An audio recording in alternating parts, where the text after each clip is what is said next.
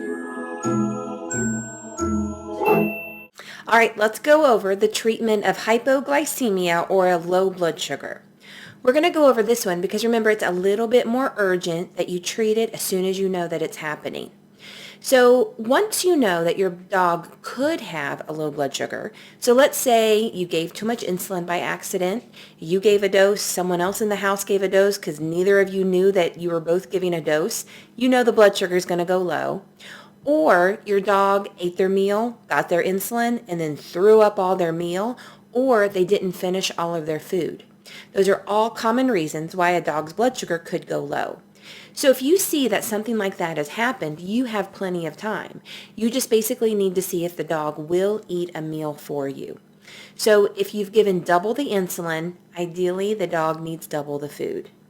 If your dog got insulin and either threw up their food or didn't eat their food for you, you want to see if they can eat the meal for you again, because you want to make sure that your insulin and your glucose are matching together. However, if you're past this point and you didn't know something happened and your dog actually has a lot of symptoms, this is where you want to make sure that you have a treatment readily on hand that can help your dog.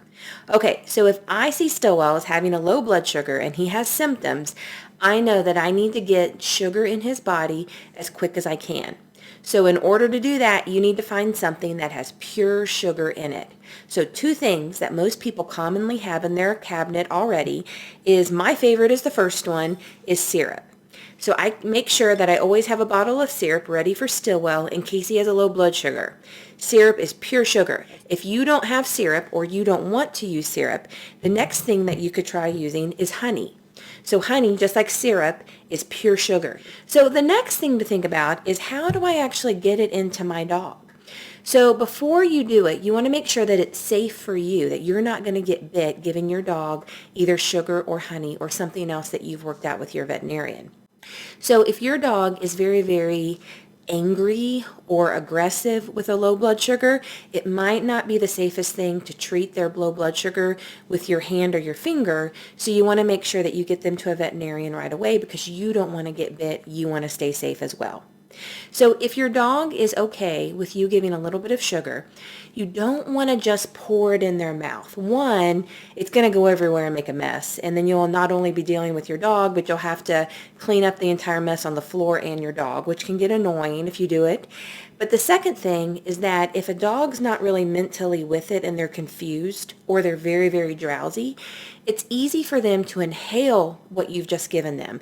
And we don't want sugar, honey, syrup in their lungs. We want that to go into their belly or into their mouth and get absorbed so the body can use it appropriately. So one trick to use for this is to get some of the honey or some of the sugar and put it on the inside of their cheek, rub it, and then massage it in so that it absorbs very, very quickly. The inside of your cheek is a very fast absorption area. So if you can get some in that area, you're definitely going to be able to get sugar quickly into your dog. So like I showed you with the bottles, they're kind of clunky and junky, right? So it's hard to get it inside their cheek. So one thing I use if Stillwell has a low blood sugar is I use a little travel or lunch salad dressing bottle that I got at the grocery store. So you can see the top of it is a squirt bottle.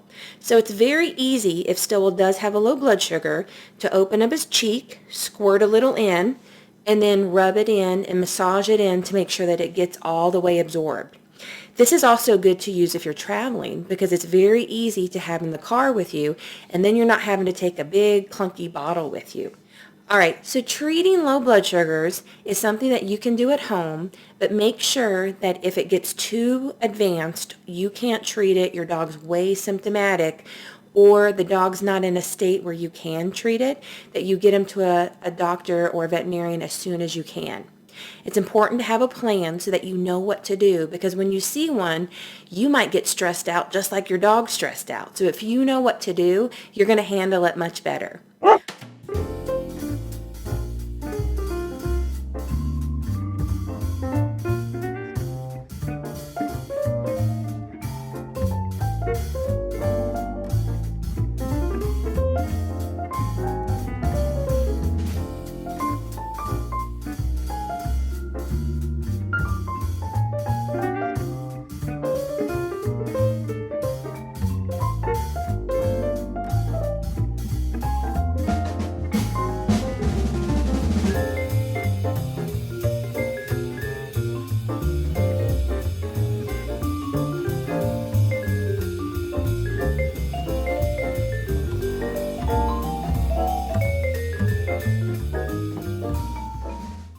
Thanks for watching. If you want more information on dog diabetes or the printable recipes and worksheets that accompany the videos, then be sure to check out ShuggyPups.com. Take care.